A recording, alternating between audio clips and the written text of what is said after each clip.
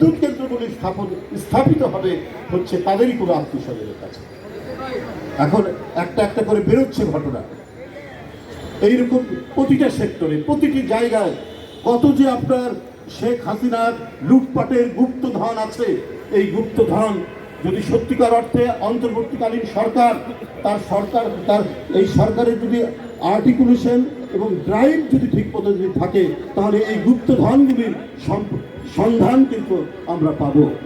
এই গুপ্তধনগুলি, শেখ হাসিনার গুপ্তধনগুলি জনগণ জানতে পারবে যে সঠিকভাবে এই কাজগুলি করা যায়। যাই হোক, অনেক দূর দূরান্ত থেকে এসেছেন, আমাদের মাননীয় চেয়ারম্যান এখানে কথা বলবেন। আপনাদের সবাইকে আমি আন্তরিক শুভেচ্ছা জানাচ্ছি। অনেকে কারাগারে ছিলেন, শুধু কারাগারে নয়, এই মত প্রকাশের স্বাধীনতার জন্য খাদিজা সহ কত নারী যে কারাগারের মধ্যে অবস্থান করেছে, যারা বারবার আমরা কারাগারে গেছি, আমরা সেগুলো দেখেছি।